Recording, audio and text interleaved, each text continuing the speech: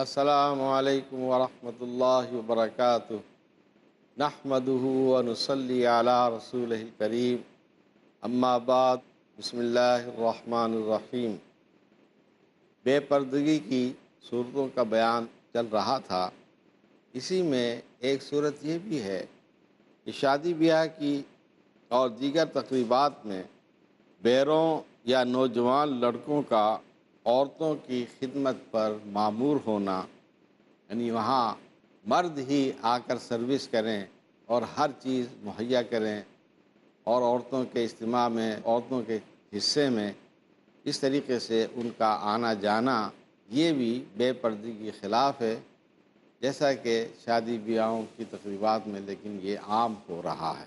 عمر رسیدہ خواتین کا اجنبی مردوں کے ساتھ تنہائی میں خلوت اختیار کرنا، یہ بھی شرعاً ناپسندیدہ ہے۔ عورت کا اجنبی مردوں کے ساتھ اختلاط یہ سمجھتے ہوئے کہ یہ تو ہمارے ہی قبیلے یا برادری کے افراد ہیں، یا اصل پردہ تو دل کا پردہ ہے، یعنی دل پاکیزہ ہوں، آنکھ میں حیا ہو تو یہی پردہ ہے، جیسا کہ آج کل بعض لوگ ہی کہتے ہیں دل پاکیزہ ہو یا آنکھ میں حیا ہو تو یہی پردہ ہے، جسمانی پردہ ضروری نہیں۔ یہ شیطانی مغالطہ ہے، اس کی شرعاً کوئی اہمیت نہیں۔ ازواج مطہرات سے زیادہ باحیا کون ہو سکتا ہے، اور ازواج مطہرات سے زیادہ پاکیزہ قلوب کن کا ہو سکتا ہے؟ اس کے باوجود اللہ تعالیٰ نے ازواج مطہرات رضی اللہ عنہن کو پردے کا حکم دیا ہے۔ تو اب آج کل یہ کس طرح کوئی دعویٰ کر سکتا ہے کہ جی میرا دل تو بہت پاکیزہ ہے، میری آنکھیں بڑی باحیا ہیں، اس لیے مجھے پردہ کرنے کی ضرورت نہیں ہے؟ یہ سب شیطانی مغالطے ہیں۔ جسمانی پردہ ہر لحاظ سے ضروری ہے۔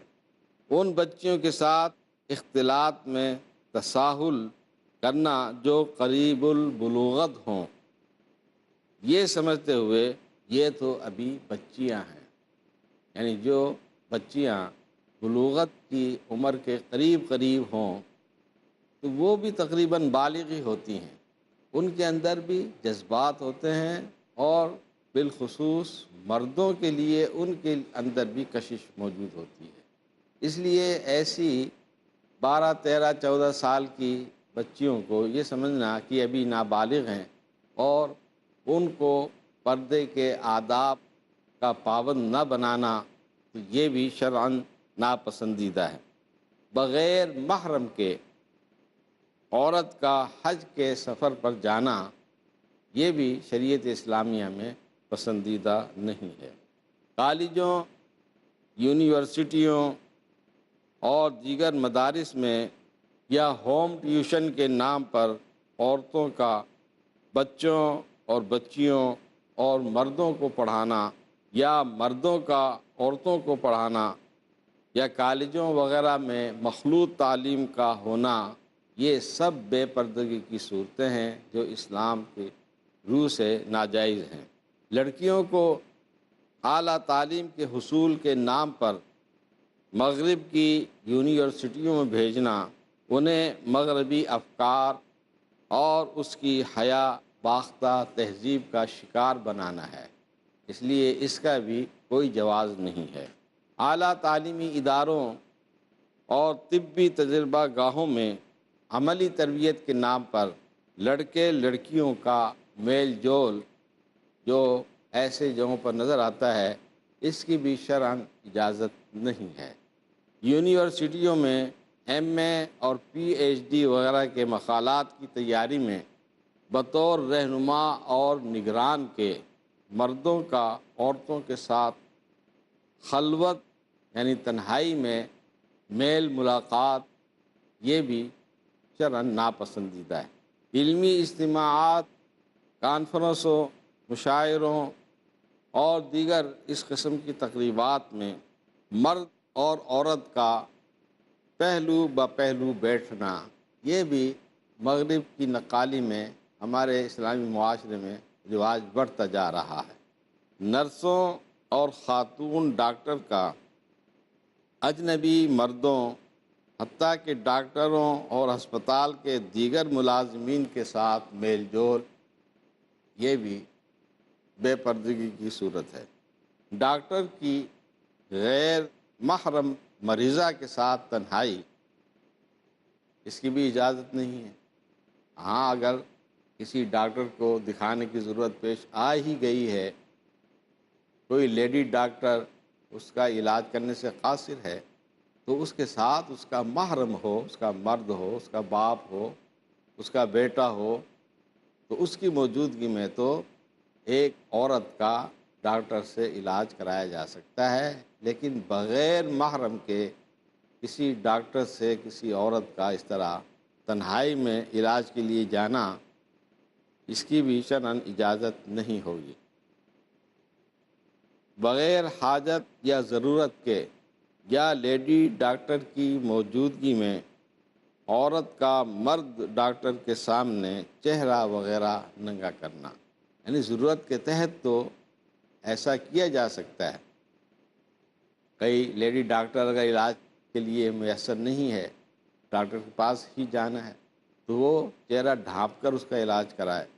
لیکن اگر ضرورت ہو، کوئی چہرے پر کوئی تکلیف ہے، چہرے پر کوئی دانہ ہے، ڈاکٹر کو دیکھنے کی ضرورت ہے اس کو چہرے کی، تو ایسی ضرورت کے تحت تو ڈاکٹر کے سامنے چہرہ کھولا جا سکتا ہے، ورنہ بغیر کسی ضرورت اور حاجت کے ڈاکٹر کے سامنے بھی چہرہ نہیں کھولا جا سکتا۔ دکان، شو روم یا مارکیٹوں وغیرہ میں عورت کا مردوں سے میل جول، ان سے سودا بازی کرنا اور ان سے اس طرح بات چیت بے باکانہ انداز سے کرنا، جس طرح کہ ہمارے معاشرے میں اس کا عام چلن ہے، لیکن شرعاً یہ بھی ناپسندیدہ ہے۔ بغیر محرم کے عورت کا رکشے، ٹیکسی، بس، ریل یا ہوائی جہاز میں سفر کرنا، محرم کے ساتھ تو ان چیزوں میں سفر کرنا بالکل جائز ہے۔ صرف اکیلی عورت بغیر کسی محرم کے وہ ٹیکسی میں، کار میں، ہوائی جہاز وغیرہ میں سفر نہیں کر سکتی۔ عورتوں کا فوٹوگرافروں سے تصویریں کھنچوانا، اس کی بھی اجازت نہیں ہے۔ تصویر سازی ویسے ہی حرام ہے، تصویر کھنچوانے کی ویسے ہی اجازت نہیں ہے۔ کہ جائے کہ ایک عورت غیر محرم فوٹوگرافر سے تصویر کھنچوائے، جس طرح شادی بیاہوں کی تقریبات میں ویڈیو بنانے والے وہ غیر محرم ہوتے ہیں، اور وہ عورتوں کے حصے میں بھی جا کر عورتوں کی بھی تصویریں کھینچتے ہیں، ویڈیو فلم بناتے ہیں، تو یہ سب ناجائز صورتیں ہیں۔ بدعات پر مبنی اجتماعات جیسے میلاد وغیرہ اور تبلیغی جلسوں میں مردوں اور عورتوں کا اختلاط، یعنی یہ دین کے نام پر بھی بعض جگہ ایسے اجتماعات ہوتے ہیں کہ وہاں پر بھی مرد اور عورت پہلو بہ پہلو بیٹھے ہوتے ہیں، تو شرعاً اس کی بھی اجازت نہیں ہے۔ اختلاط کی یہ تمام صورتیں جس کی تفصیل آپ کے سامنے پیش کی گئی ہے، اور اس قسم کی دوسری صورتیں جن کی شرعاً اجازت نہیں، یہ سب ممنوع اور حرام ہیں۔ مغربی تہذیب کی نقالی میں بے پردگی وبائے عام کی شکل اختیار کرتی جا رہی ہے، جس کی وجہ سے اب مرد اور عورت کے اختلاط میں لوگ کوئی قباحت محسوس نہیں کرتے۔ اس لیے مسلمان عورتوں کو میل جول کی، اختلاط کی مذکورہ صورتوں سے اپنے آپ کو بچانے کی کوشش کرنی چاہیے۔ مردوں کو بھی چاہیے، مردوں کا بھی فرض ہے کہ وہ اپنی بیویوں، ماؤں، بہنوں اور بیٹیوں کو پردے کی اہمیت و ضرورت سے بھی آگاہ کریں، اور بے پردگی اور مردوں سے اختلاط کے جو مفاسد و خطرات ہیں ان سے بھی انہیں خبردار کریں، تاکہ وہ ان سے بچنے کا اہتمام کر سکیں۔ اب اس بات کو بھی سمجھنا ضروری ہے کہ محارم کون ہیں جن سے پردہ کرنا ضروری نہیں ہے۔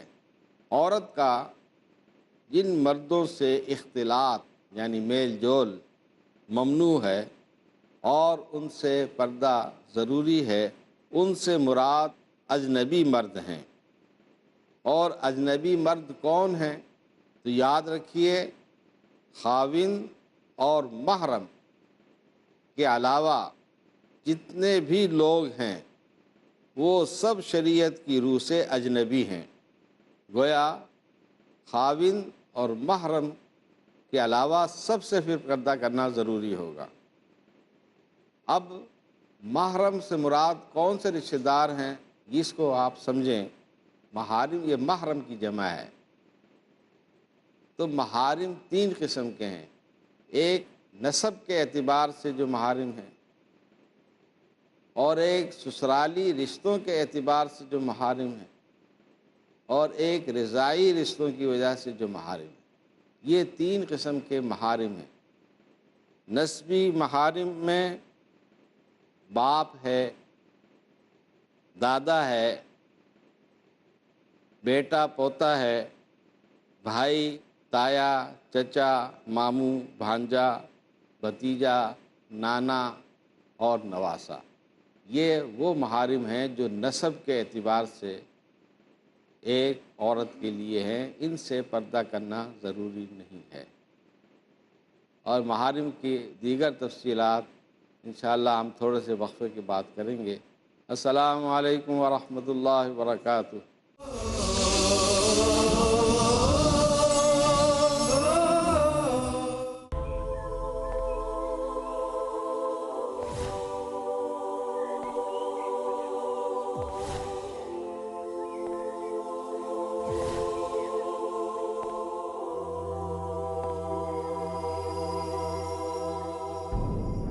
زلزلے ہیں، بجلیاں ہیں، قحط ہیں، آلام ہیں، کیسی کیسی دکھ ترانے مادر ایام ہیں۔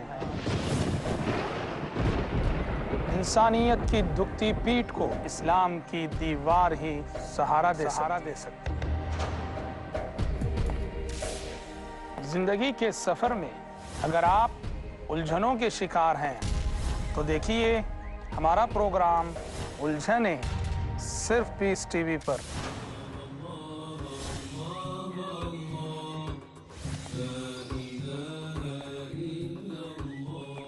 جانیے وہ تعلیمات جن کی روشنی میں آپ کو ملے گی بے شمار مشکلوں سے نجات۔ الجھنیں ہر جمعرات رات 11:30 بجے اور دوبارہ دوپہر 12:30 بجے انڈیا میں پیس ٹی وی اردو پر۔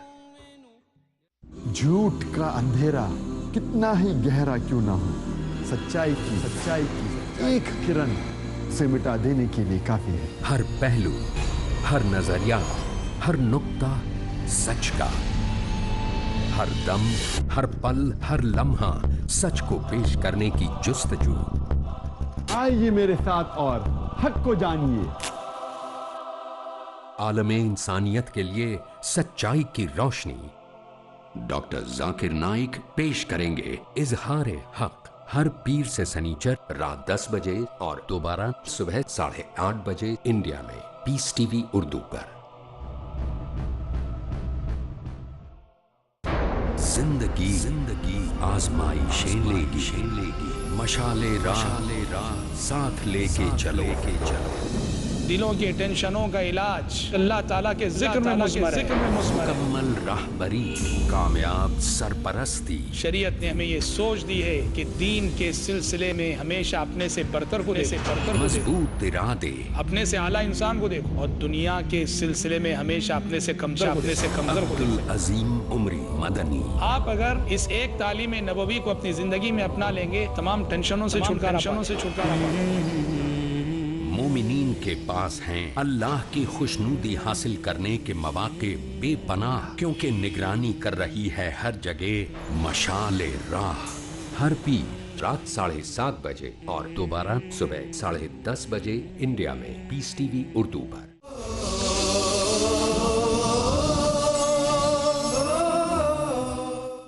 السلام علیکم ورحمۃ اللہ وبرکاتہ۔ محارم کی نسبی حیثیت سے جو ایک پہلی قسم ہے وہ بیان ہوئی ہے کہ ان میں باپ، دادا، بیٹا، پوتا، بھائی، تایا، چچا، ماموں، بھانجا، بھتیجا، نانا اور نواسا، یہ نسبی محارم ہیں، ان سے پردہ نہیں ہوگا۔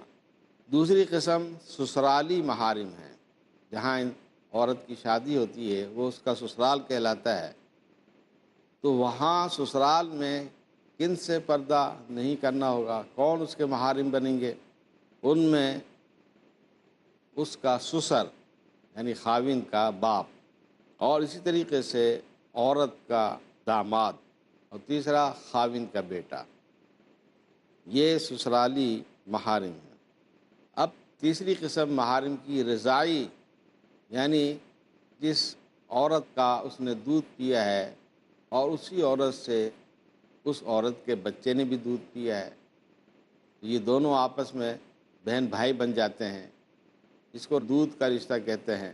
تو یہ رضاعی محارم کون بنیں گے؟ رضاعت سے ثابت ہونے والے مذکورہ رشتے، یعنی پہلے جو نسبی محارم بیان ہوئے ہیں، تو رضاعی لحاظ سے بھی وہ تمام رشتے محرم ثابت ہو جائیں گے، کیونکہ رسول اللہ صلی اللہ علیہ وسلم نے فرمایا ہے یحرم من الرضاعت ما یحرم من النسب، کہ نسب سے جو رشتے حرام ہوتے ہیں، رضاعت سے بھی وہ تمام رشتے حرام ہو جاتے ہیں۔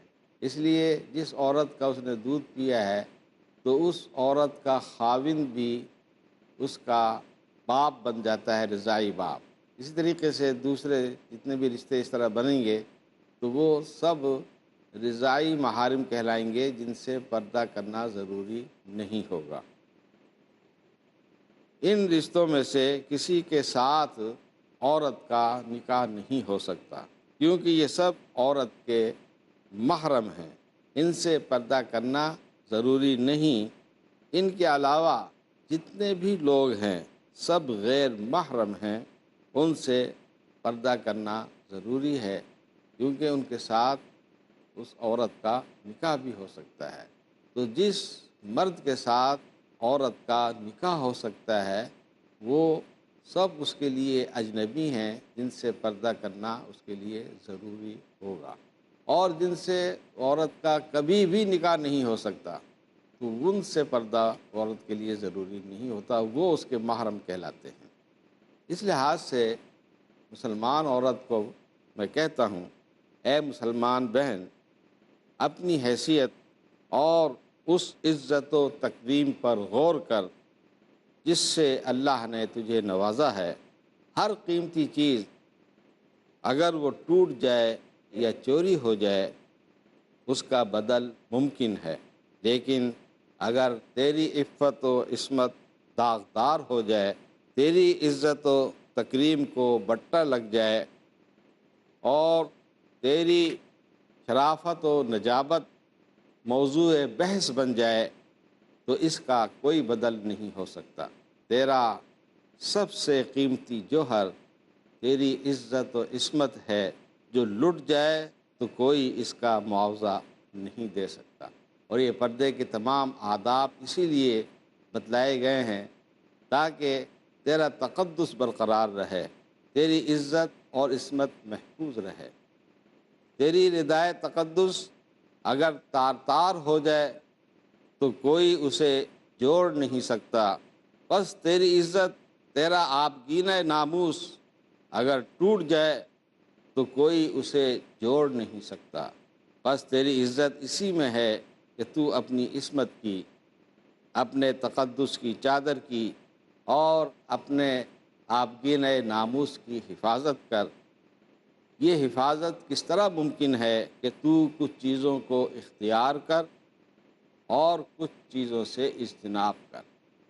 اب اس مقام پر آ کر ان دو چیزوں کو سمجھنا ہے کہ عورت نے کن چیزوں کو اختیار کرنا ہے اور کن کن چیزوں سے اجتناب کرنا ہے تاکہ اس کی عزت داغدار نہ ہو، اس کی ردائے تقدس تار تار نہ ہو اور اس کی عزت و عصمت محفوظ رہے۔ مسلمان عورت کے لیے جن چیزوں کو اختیار کرنا اور اپنانا لازم ہے وہ آپ کے سامنے بیان کی جاتی ہیں۔ اے مسلمان بہن، تجھے محبت ہو صرف اللہ سے، اللہ کے رسول سے اور ان لوگوں سے جو اللہ کے دین کے پابند ہوں۔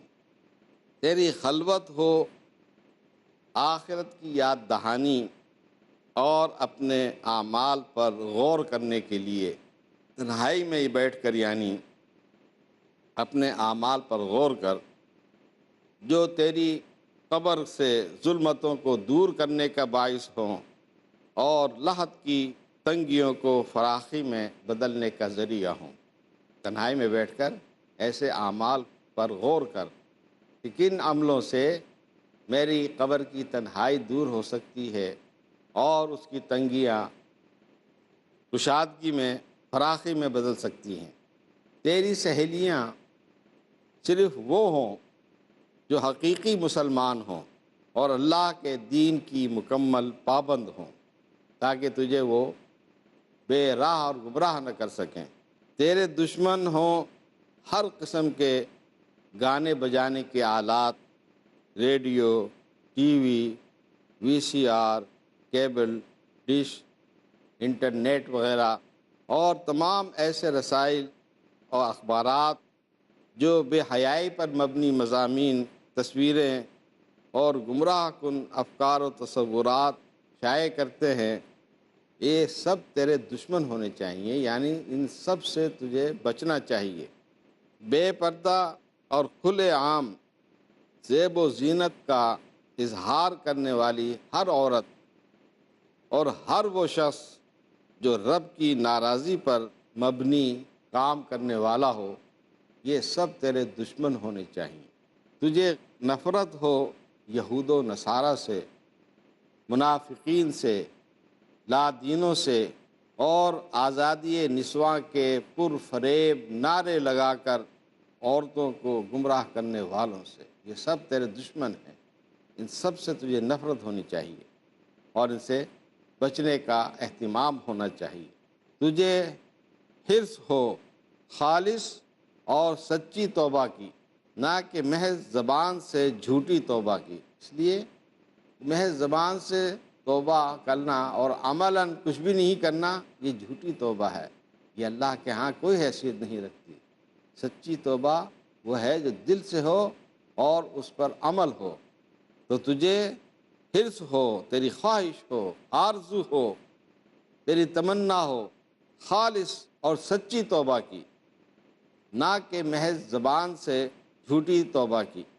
تیرا مقصد زندگی ہو بارگاہ الہی میں استغفار، آخرت کی تیاری اور رضائے الہی کا حصول۔ یہ تیری زندگی کا مقصد ہونا چاہیے کہ میں نے اللہ کو راضی کرنا ہے، آخرت کی زندگی کو سنوارنا ہے۔ اس کے لیے وہ استغفار بھی کرے اور ایسے اعمال بھی کرے جو اس کی اس زندگی کے مقصد کو پورا کر سکے۔ تیری معاشرتی تقریبات پاک ہوں جاہلانہ رسموں سے، بینڈ باجوں سے، آتش بازی کے خطرناک مظاہر سے، میوزک کی دھنوں سے، رقص و سرود کی محفلوں اور شراب و شاہد کی سرمستیوں سے، ویڈیو سے، زیورات اور کپڑے کی نمائش اور میک اپ کے ذریعے سے برپا ہونے والے نور و نکہت کے طوفان سے، جہیز اور بری کی مصرفانہ رسموں سے، بے پردگی اور مردوں کے اختلاط سے، یہ سب چیزیں تباہ کن ہیں۔ ان سب سے بچنا اے عورت تیری ذمہ داری ہے۔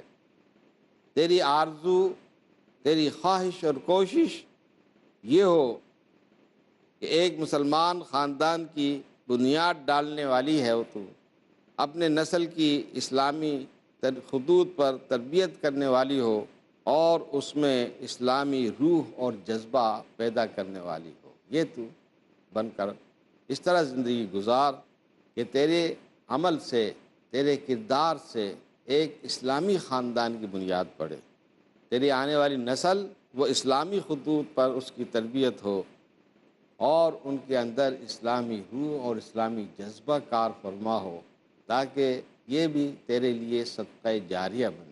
اولاد بھی تیرے لیے تبھی صدقہ جاریہ بنے گی جب تو اپنی اولاد کی اور آنے والی نسل کی اس طرح تربیت کر کے جائے گی کہ وہ اسلامی روح اور اسلامی جذبے سے سرشار ہو اور اسلام پر مکمل عمل کرنے والی ہو۔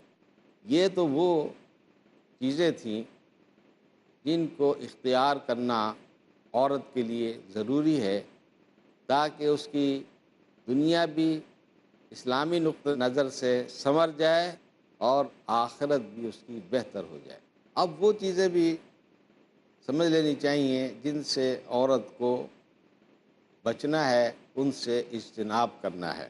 مسلمان عورت کو جن چیزوں سے اجتناب کرنا ضروری ہے وہ یہ ہیں: دینی اقدار و روایات کا استہزاء اور استخفاف کرنے والوں سے اجتناب، یعنی جو مرد ہو یا عورت ہو وہ شریعت اسلامیہ کے احکام کا مذاق اڑانے والے ہوں، ان کا استہزاء کرنے والے ہوں، ان کا استخفاف کرنے والے ہوں، تو عورتوں کو ایسے مردوں سے اجتناب کرنا چاہیے۔ اس کی مزید تفصیل انشاءاللہ آئندہ گفتگو میں ہم کریں گے۔ وآخر دعوانا ان الحمد للہ رب العالمین۔